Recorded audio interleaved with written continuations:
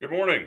We're getting off to a bit of a shaky start this morning on Ask the Agronomist, but we're going to try to get things rolling here. I am temporarily producerless.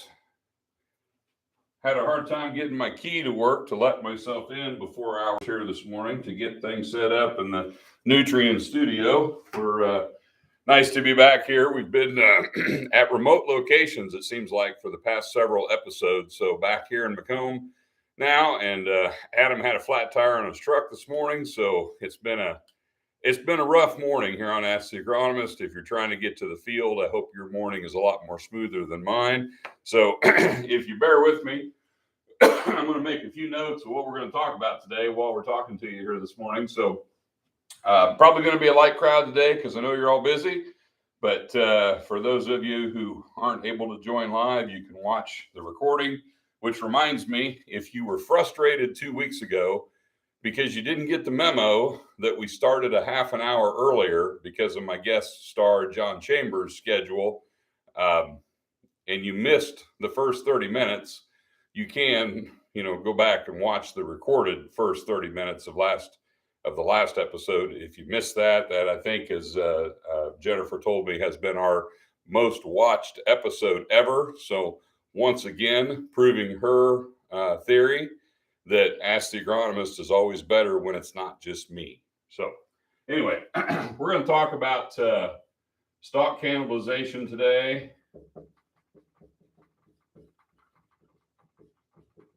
We're going to talk about Intactness.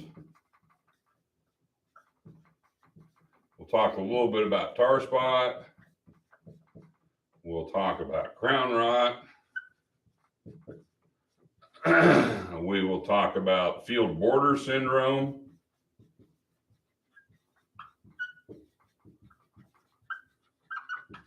And we'll talk a little bit about grain fill, kernel size, and then also some early yield observations. And then also, obviously, chat in your questions, please, if you have them. So until Adam gets here, it'll be a little bit hard for me to respond to anyone in the chat, but I will certainly watch for questions in the chat. Bear with me a moment. I'm going to grab a water because I'm feeling a little hoarse.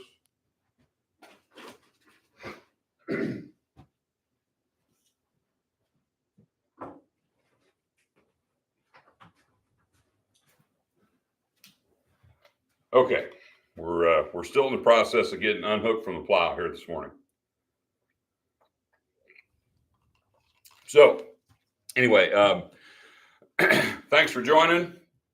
And please, if you want to chat in your live questions, which we always love those, be sure to be logged in. Here's Adam. All right, come on in, Mr. Henniger. So did you hitch a ride or? I did. I got a ride. All right, good. We got Bear employees hitchhiking on Highway 67 this morning. So just what people want to hear. When we get done here, I'm gonna help Adam go get a tire, I think. So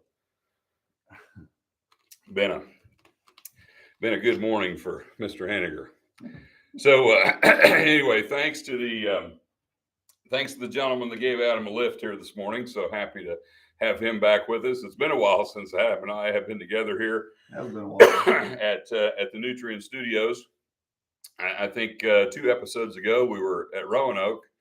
The episode before that, I think Dan Shaw filled in for you, and then the last episode I was in St. Louis with John Chambers. So it's actually been like 2 months since Adam and I have done an Ask the Agronomist. So good to have you back.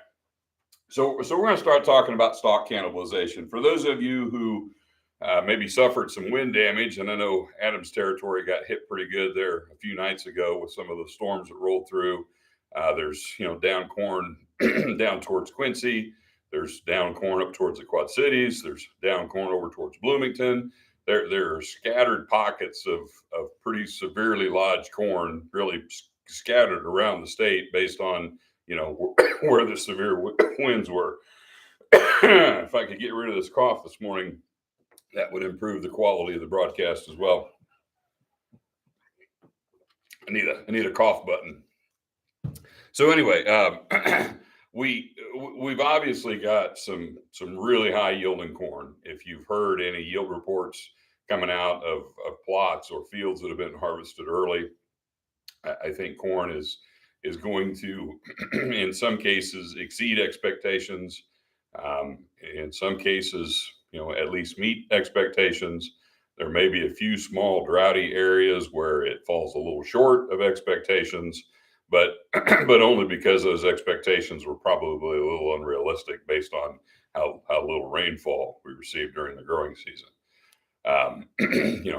So far, bad corn has been 200 and something, and really good corn has been 300 and something. So that's kind of the range that I'm hearing. And obviously, if you were dry during grain fill at any point in time, which a lot of us were, and you've got plants that have that kind of yield potential, they are going to sacrifice themselves to try to finish that ear. And then that's really what we refer to as stock cannibalization. So that happens to every plant to a certain degree, happens to every hybrid. The better the stock quality is to begin with, the healthier the plant is to begin with, the healthier the roots are to begin with. And we're going to talk a lot about root health here, because I think that is the number one factor in stock quality is root health. Without healthy roots, it is impossible to have good stock quality, because if your root system is compromised by crown rot or rootworm or whatever, no matter how dry it is or what your soil moisture levels are, that plant is not able to take up the moisture and nutrients that it needs if it has a poorly functioning root system, because the root health is poor. The roots, the small hair roots die first, and then that root system kind of keeps shrinking, decomposing in, and pretty soon all you're left with are the big roots of the crown. And those roots are made for support, not for taking up water. And so the plant's ability to access water and nutrients is severely compromised when all the small hair roots in that root mass have died off.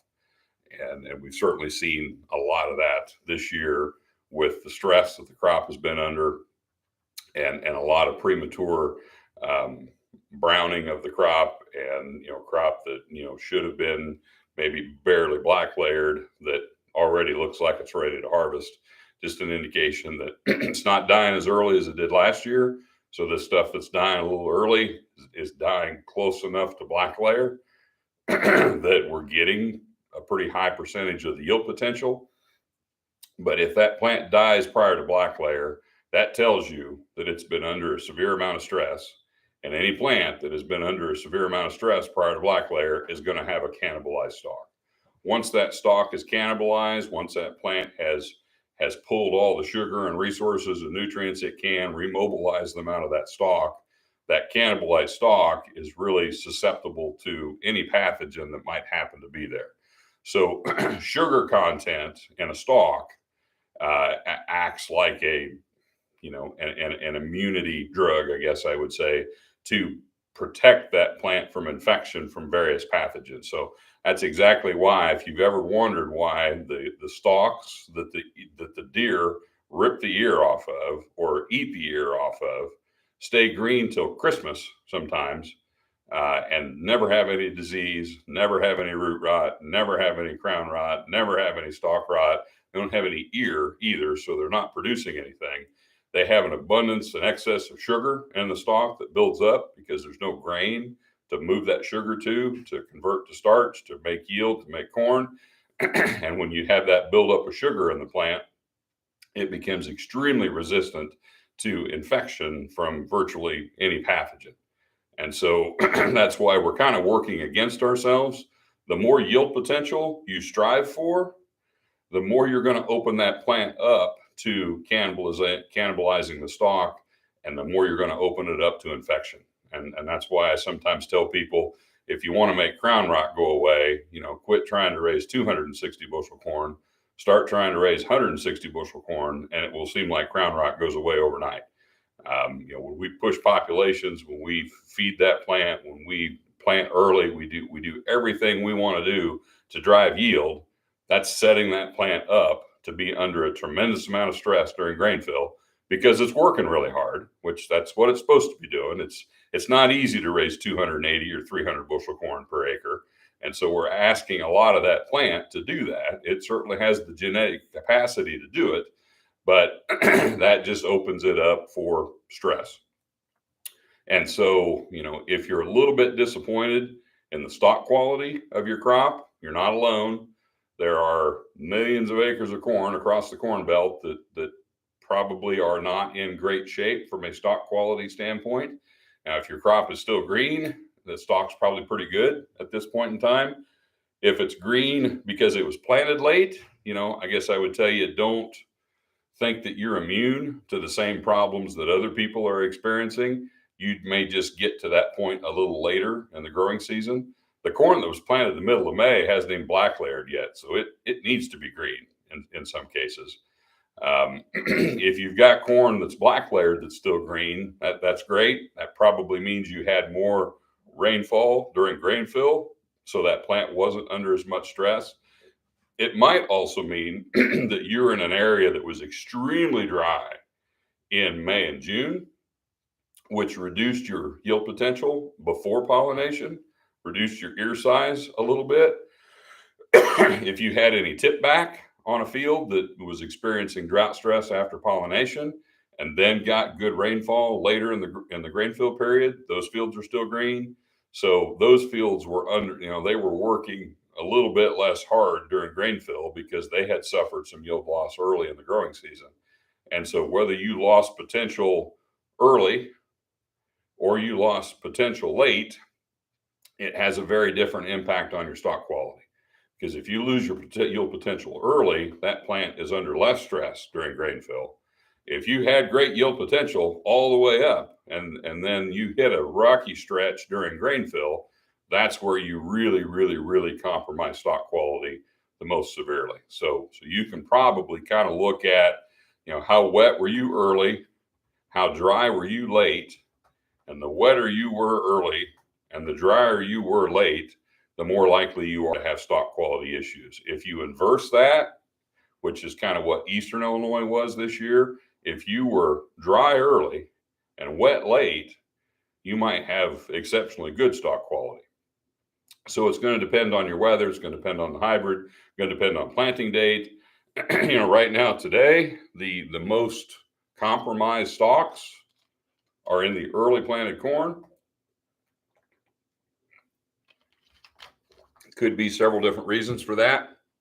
Could be that we've got a little more crown rot infection in that early planted corn. Could be we've got more yield potential in that early planted corn, so it was working harder during grain fill. Could be that early planted corn is just more mature, and the more mature it gets, the more decayed it's going to get. And that late planted corn, when it's at the same stage of maturity, might not be that much better. Or it could be that the weather patterns hit it different because the crop was at a different stage of growth based on when we got rain or when we missed rain. So there's a lot of reasons why late planted corn might today look like it's got a lot better plant health. Maybe it does, maybe it doesn't. Doesn't necessarily mean it's better corn. Last year, the later planted corn did tend to be better corn because the early planted stuff died so early and so hard from crown rot and root rot infections. Now, I'm not seeing the degree of crown rot, root rot, red root rot, some of those really nasty root rot organisms that can really knock the legs out from under a corn plant early.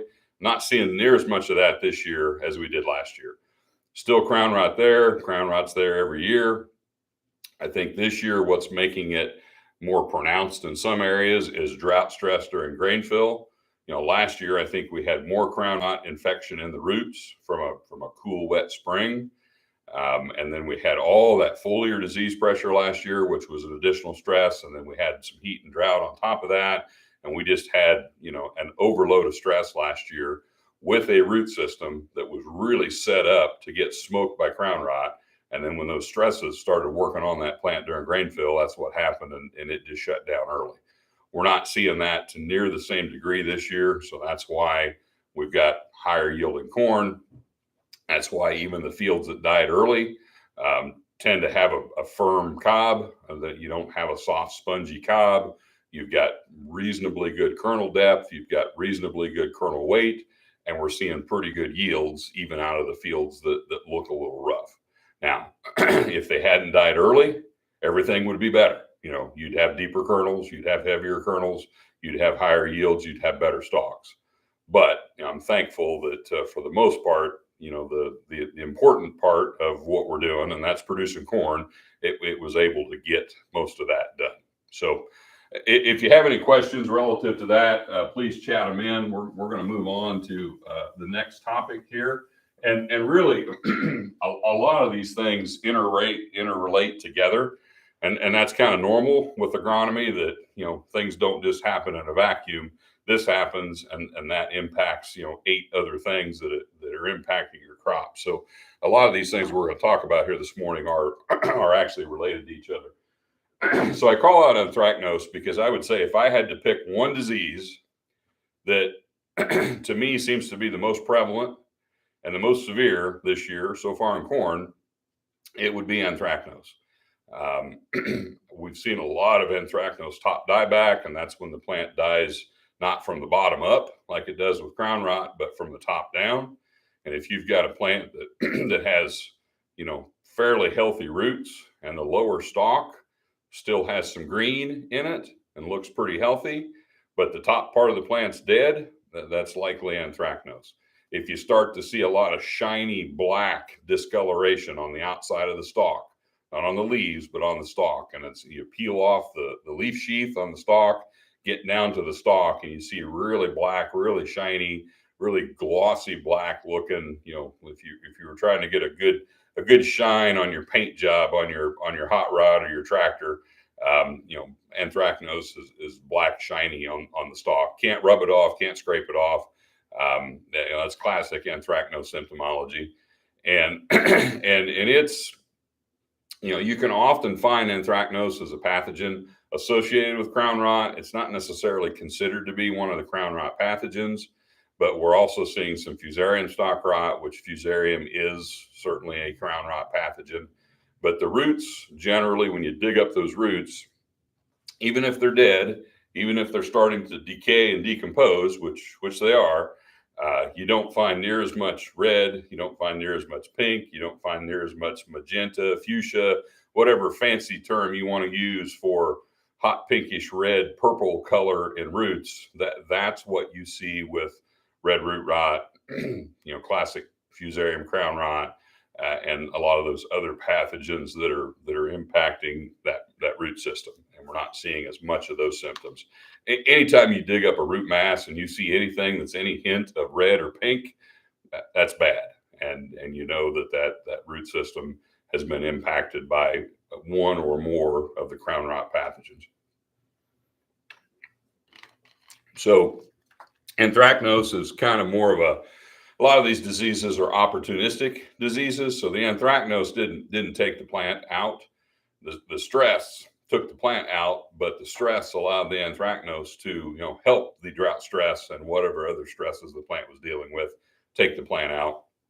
You can see pretty big differences in hybrids based on their resistance to Intactness. But I will say this, when pressure is super high, and we see this with a lot of diseases, if you've got low pressure, even an unhealthy hybrid looks healthy. When you've got high pressure, even a hybrid that is rated as being relatively resistant to a disease can have a lot of that disease. So we have resistance to diseases. We do not have immunity to diseases. Immunity would mean the plant can't get it. Resistance means it's going to get it less, and it's going to be able to fend it off, and it's going to be able to yield in spite of it, is more the way I would define resistance. I think people get resistance and immunity confused, and it is true that you can have different levels of resistance. You really can't have different levels of immunity. If you're immune, you're immune. You can't be a little bit, it's like being a little bit pregnant. You can't do that. But we don't have immunity to these diseases in any of our crops. Really, we talk about resistance, not immunity. So even if you've got a plant in the ground, a variety or hybrid in the ground that is rated as being relatively highly resistant to anthracnose, my guess is in certain areas and certain planting dates, you could still find quite a bit of anthracnose in that field. So everybody's favorite topic to talk about for the last 12 months or so has been tar spot. We've been relatively fortunate that we avoided tar spot for the most part this year. However, I will say in certain parts of northern Illinois, in pockets in north central Illinois where we had ample rainfall earlier in the growing season, and we've continued to have ample rainfall late through the growing season, and crop was planted maybe later than normal. I'm talking like, maybe mid-May or later. We are seeing a lot of late tar spot coming in. And it's probably going to impact yield in a few situations. Now, in my territory, that's not the case. I haven't really found any tar spot in my territory that I think is going to impact yield. I've found some plots where there's enough that you can see differences between hybrids. And so it's kind of what I would call a ratable level of tar spot, but it came in about 6 weeks later than it did last year. Last year tar spot was up and rolling by late June. A lot of people hadn't noticed it yet at that point, but it was already infecting the plant in June. And we think the difference between last year and this year, in addition to the absence of some other pathogens that were actually working in conjunction with tar spot last year, namely crown rot and southern rust, being less prevalent this year. But the other thing that's a big factor, a lot of us had a really dry June this year. And in places where we had below normal rainfall in June, and we also had a really hot June this year. Remember all those days before June 20th when we lost good days to be applying dicamba because of temperature? It was really hot in June. And although hot, dry weather will not kill tar spot, hot, dry weather will not stop tar spot once it's going, but tar spot doesn't really like hot, dry weather. And hot, dry weather is not what it wants to get fired up and get going. So when we have cool, cloudy, and wet Junes, those are years where we need to be on guard, the rest of the season to protect the plant from tar spot. If we have a hot, sunny, dry June, we're going to get some help from Mother Nature to maybe keep that tar spot from getting started quite as early and maybe reduce its potential to cause impact on yield. So maybe yet another reason why, it's been said for a long time that, hot, dry, or a dry June is good for corn. Well, a dry June is bad for tar spot, and anything that's bad for tar spot can be good for corn too. Now, if we stay dry, through July and August, that's bad for both tar spot and corn. So we don't want that. But if we could dial up the perfect growing season to suppress crown rot or suppress tar spot, it would be a warm, sunny, dry June, and then ample rainfall through July and August to give us the yield we're looking for, but suppress that disease early, and then it won't be as big of a factor late. But we are, in some areas, probably going to see differences between fungicide products based on efficacy on tar spot, fungicide rate, fungicide application methods, maybe the number of fungicide applications that you make. We've got a lot of trials out this year looking at 1 shot versus 2 versus 3, looking at different rates of products, looking at different products. I'm not sure we got enough disease pressure in some parts of central Illinois to learn as much as we hoped we would from those trials. We've got a lot of trials out this year that would have been awesome to look at last year. We had a few of those type of trials out last year, but we put a whole bunch more of them out this year because we were prepared for, round 2 of tar spot, and we wanted to be ready to learn. And, kind of good and bad, it's good that we didn't have round 2 of tar spot. The bad part of it is we're probably not going to learn as much from some of these trials as we had hoped, because we're not having the same level of disease pressure that we did a year ago. But again, that's a good thing. So we've kind of talked about crown rot already. Let's touch on something I call field border syndrome. you'll hear field edge syndrome. You'll hear people talking about the edge of their field being dead, not yielding as well. This is something that's been discussed. I wrote my first paper on this, I think in 2011 or 2012. So it's been around forever, in my opinion, but it has become far more noticeable in recent years. People are more aware of it. People are looking for it. Yield monitors and satellite imagery and other forms of imagery have really drawn attention to something that I think has always been here at a certain level. But when you didn't have a yield monitor and all you knew was what the field yielded, you didn't really notice that the edge of the field was yielding 100 bushel less than out in the field 100 feet. But with today's yield monitor technology, you make that first pass along the edge of the field, it's making 160. You make the second pass along that edge of the field, it's making 200. You make the third pass along that edge of the field, it's making 240. And you make the fourth pass along that edge of the field, it's 265 the rest of the way across. And you're wondering, well, what in the hell happened? Because I always thought the edge was supposed to be good. Remember when people would promote strip cropping, where you'd have a strip of beans and a strip of corn and a strip of beans, and the corn was going to yield more because it got all the resources and sunlight, and it wasn't competing against other corn. It was just competing against those short little beans, and so that corn was going to be awesome. And that system actually does work quite well. So that's not necessarily saying that that's a bad system. But what we have learned is that when you're on the edge of the field, especially if it is the west or the south edge of a field, and you've got something that is significantly shorter than corn next to you. So let's say here's an 80-acre cornfield, and let's say over here is a 40 of beans and a 40 of corn. Now, I should have drawn this the other way because I've drawn this on the east side. It would be more illustrative if I did it on the west side of the field. But so let's say this field's corn. And let's say you start harvesting along here and you've got really disappointing corn. And right here, things get a lot better. And each pass through the field gets a little better down here. And by the time you're 3 or 4 passes in, this corn here is just as good as this corn over here. But we don't see that yield depression along where the field is bordering corn. Why is that?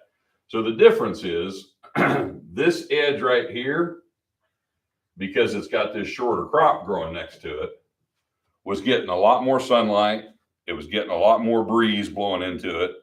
And what extra sunlight and extra air movement does to a plant is it increases the evapotranspiration rate, which is the amount of moisture that the plant is pulling through the roots, moving up through the plant to keep the plant cool. So those plants growing on an exposed edge of a field need more water to stay cool and need more water to support all the physiological functions that's going on in that corn plant than any other plant in the field. And if you think about during the summertime, when it's hot, which is what we're worried about, where are the prevailing winds typically in this part of the world? We have a lot of breeze coming, warm breezes in the summertime coming out of the southwest. What part of the field is going to get the most direct sunlight in the heat of the afternoon? The southwest side of the field. So when you have, first thing you have to have is an exposed edge. If you don't have an exposed edge, probably not going to see much. And sometimes, even if your exposed edge is on the north or the east side of the field, you don't see much. But if you've been in an area that's been really dry, and especially if you've got crown rot, and field border syndrome, essentially is crown rot. It's more severe crown rot than you've got any place else in the field, and that's why the plants die early. And if you look at those plants, what you'll see is you got the same kernel count typically on those plants as you do where the corn's yielding 100 bushel more, but they're itty bitty little shallow kernels. And a lot of times there's not really even more tip back on those plants because tip back occurs from stress after pollination. And at that time of the year, those plants really didn't feel that much worse than any plant else anywhere else in the field.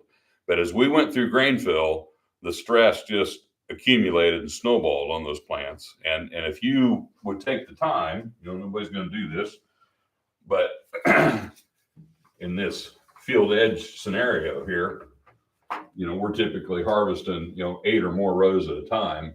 But really, as you go in from the edge of the field this way, each row is going to get better. So this first row might be making 60. The second might be making 80, the third might be making 100. Each row is going to get better. Each 6-row swath will get better. Each 8-row swath will get better. Each 12-row swath will get better. And generally speaking, you're not going to have any edge effect further than about 24 rows into the field. If you've got something going on further than 24 rows into the field, there might be more going on than that. There has been a myriad of things blamed for field border syndrome that have nothing to do with field border syndrome. So just off the top of my head, I'm thinking about, so it used to be blamed on corn rootworm. People thought there was more rootworm feeding on the edge. It's been blamed on various other insects.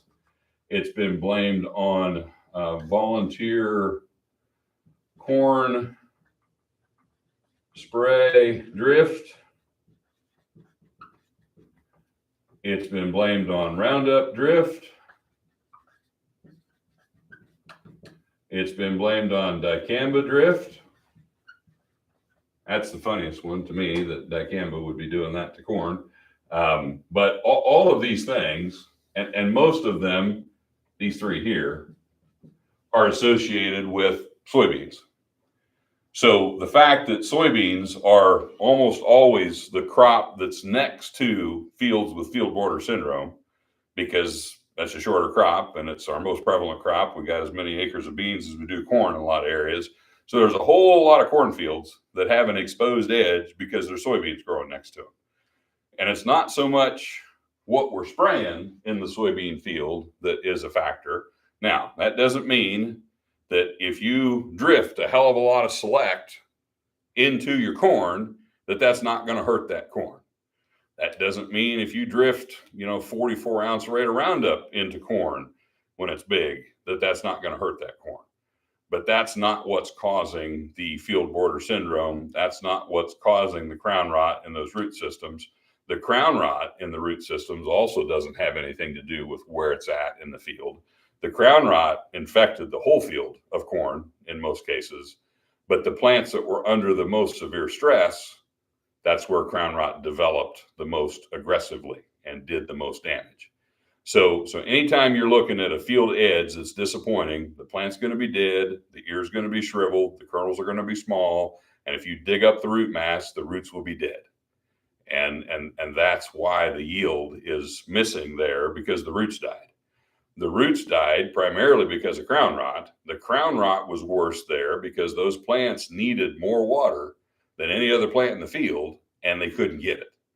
So the main, culprit in, how much field border syndrome we see is, how much crown rot infections in the roots and how dry did it get during grain fill. If it never gets dry during grain fill, you won't see much of a field border effect. But if you're in an area where it's been really dry during grain fill and you start to notice the edges of your fields are really dragging your averages down, and you see it primarily on the western edge or the southern edge of a field, and you're seeing it only on field edges where the corn is next to an open area, so a road, pasture, wheat field, soybeans, basically anything other than another field of corn, those are the parts of the field or the areas where you're going to see that.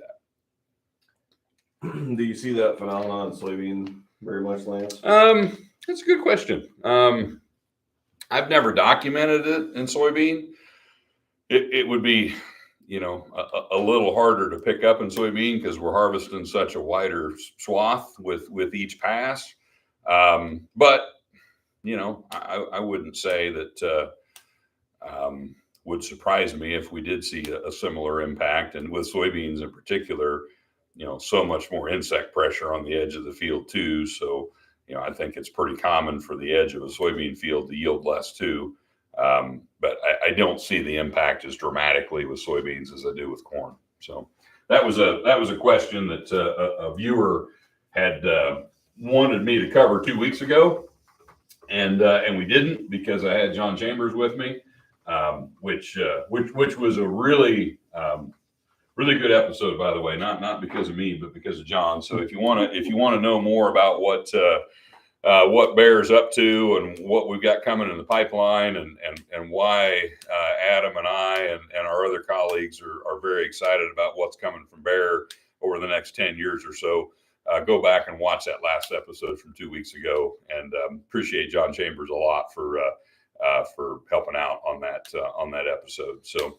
Hey, Mark Schultz has got a question. Oh, hi, Mark. Yeah, Mark showing up early in the morning today. It says seeing some white mold in north central Illinois. Seems to be worse in certain traits. Came in kind of late though.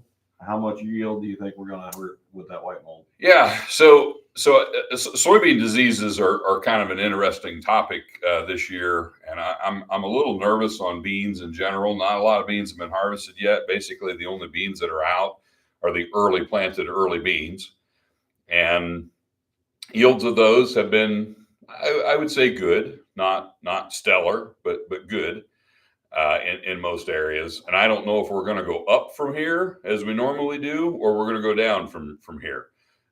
But just in general, depending on where you're at in my territory, you can find brown stem rot, sudden death, or white mold, sometimes more than one of the above, in a lot of fields. I would agree with Mark. What I'm seeing, it came in fairly late. It tends to be scattered plants. I've got white mold, probably as much white mold as I've ever had in a soybean field right next to my house. And we had a little more rain on that farm than we did on the rest of my farms. Generally we've had a pretty dry growing season, but that farm did have more July and August rain. We've got shoulder high beans there, and even though I planted them thin, that canopy is really heavy. And where I started noticing it first was in the headland areas where you got overlap areas where you come out into the inrows where they were starting to lodge. That was the place I noticed it first. But now I see just a sprinkling of it out across the field. It's absolutely going to impact yield. I mean, you can't, if those plants would have never came up, I don't think it would have hurt the yield at all. But when they grow there for 2/3 of the season, set pods, and then die, they've competed against their neighboring plants. And so there is going to be a yield impact there. It won't be a 1-to-1. So if 5% of your plants die from white mold, you're not going to lose 5% of your yield, because the plants surrounding those plants can, to a certain extent, make up for that. And depending on how early they died, there might, that white mold plant might have, 30 or 40% of the yield it was going to have, on it. So, absolute worst case scenario, in my opinion, would be the percentage of plants that are infected. If you figure them at 0 yield, and you got 20% of your plants infected, and that would be 20% yield loss. It's not going to be that bad because infection levels are not that high. But if you remember back to 2009, when there was a lot of germplasm that got planted that year, because somebody was in a hurry to get a new trait in the marketplace. Adam's laughing. And we had a lot of germplasm that was kind of sort of not bad germplasm, but kind of sort of susceptible to the same disease of white mold. There were bean fields in the teens in that year where it was really, really bad. Only time in my career I've ever seen it. That was an exceptionally bad white mold year. And there were a lot of varieties that got planted that were highly susceptible to white mold, and just kind of a perfect storm for white mold. So not going to be anything like that this year, but I would say I'm seeing more SDS than I've seen in years in areas that had good moisture, early and late. If you were dry early, wet late, that's where I'm seeing more white mold. And then there's more brown stem rot than I've seen in years as well. And brown stem rot probably isn't quite as influenced by excessive moisture as white mold and SDS are. So, normally when somebody, and this is one of my pet peeves, you may have heard me talk about this before, during the middle of the summer, I swear about 5 times a day, I'd get a picture of a soybean leaf and then have that classic, the veins are still green, and in between the green veins, you got yellow on the leaf. And the question was always, is that SDS? And I can't tell you what that is just looking at the leaf, because it could be SDS, it could be brown stem rot, it could be stem canker, southern stem canker.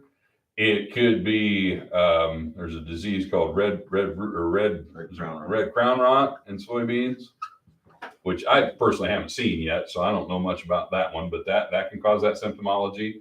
A high rate of triazole fungicide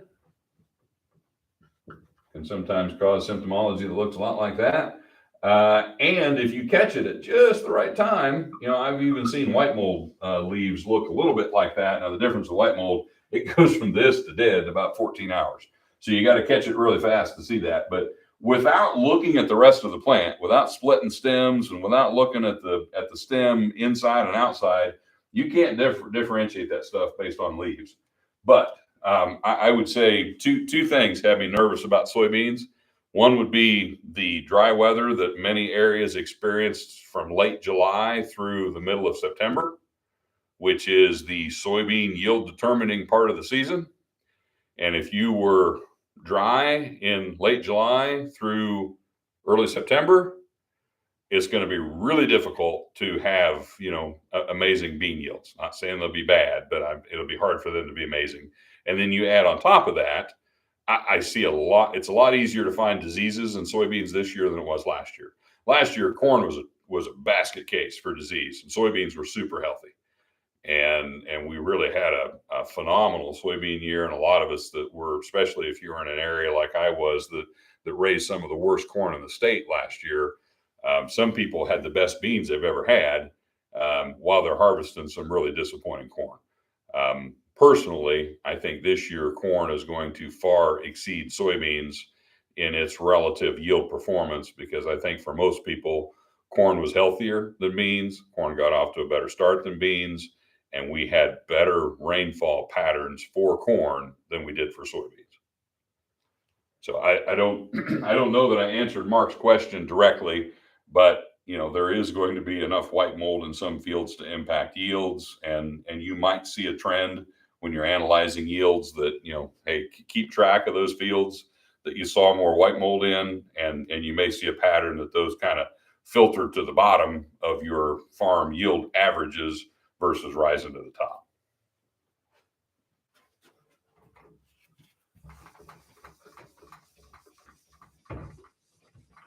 Okay, so let's talk a little bit about what's influencing yield in corn. So a lot of people were reporting to me this year that they were finding, let's say an average of 16 row ears. A lot of times we were 36 to 38 long, and we had really good population. So let's say we had 35,000 of those rascals. So we've got, average girth, average length, high ear counts. So Adam might be helping me out here with a little bit of math, but what's a yield at 90,000 kernels, Adam?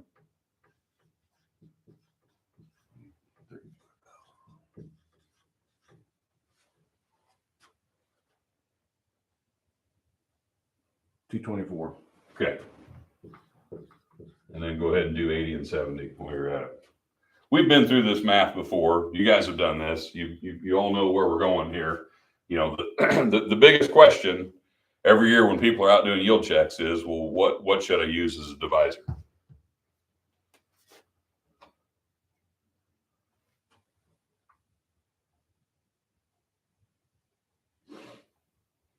$80 is $252. Okay.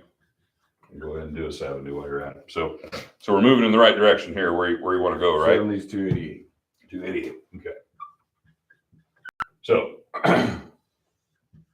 with the same number of kernels and the same number of ears, your yield can vary from 224 to 288 based solely on kernel size.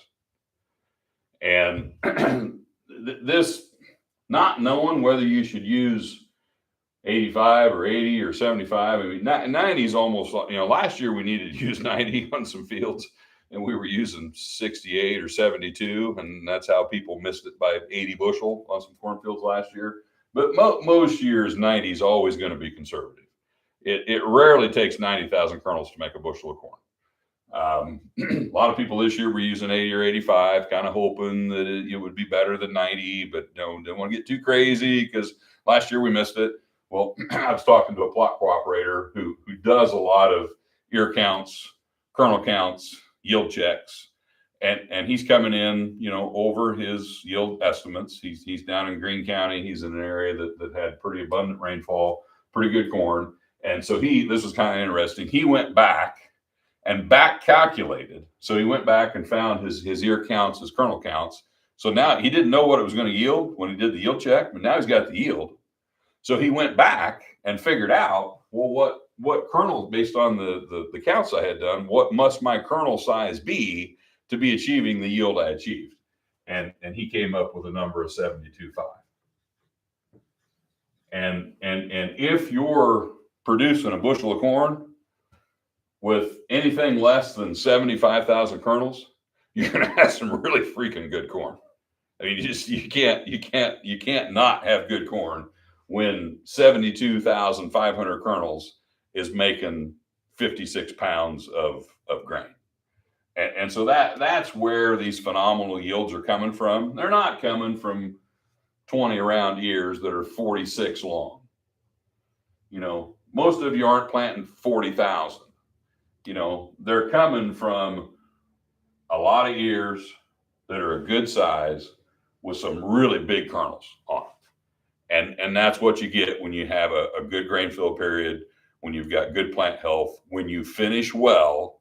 Last year, our corn did not finish well, and we didn't have those big, deep kernels. This year, it, for the most part, finished well. And even where it didn't finish well, it got close enough to being finished before the train came off the tracks that you may not have good stock quality. It may not look good, but you're probably still in that 80,000-ish range for, kernels to make a bushel. And so, even in areas where it's been too dry and even in areas where things look kind of rough, there's still 240, 250 corn. Now, it's not all that good, but, most of us, I think, are going to have some fun harvesting corn, assuming we can get it out of the field before we're picking it up rather than just picking it. So anything coming in on the chat, Adam? Nope, nothing on the chat right now. I'll take a minute just to remind everybody of our Yield Chasers event. Yes. Please, everybody, sign up. We're just looking to have a good time here and have a little fun talking about some high yields and different practices to try and promote high yields. We make it really. We almost let you cheat, and the reason I say that is we let you do this. So here's your field of harvested corn. It's already done. It's in your climate account. All you got to do to enter Yield Chasers is draw a 10-acre box out in this field. Climate field view. With climate field view, with the field region report, and submit the average yield of that 10-acre square. And it could be, it could be a 10-acre rectangle. Now what it cannot be, this is a little bit of cheating. We're not going to let you do like Congress does and draw a congressional district that looks like this for your 10 acres. No amoeba entries.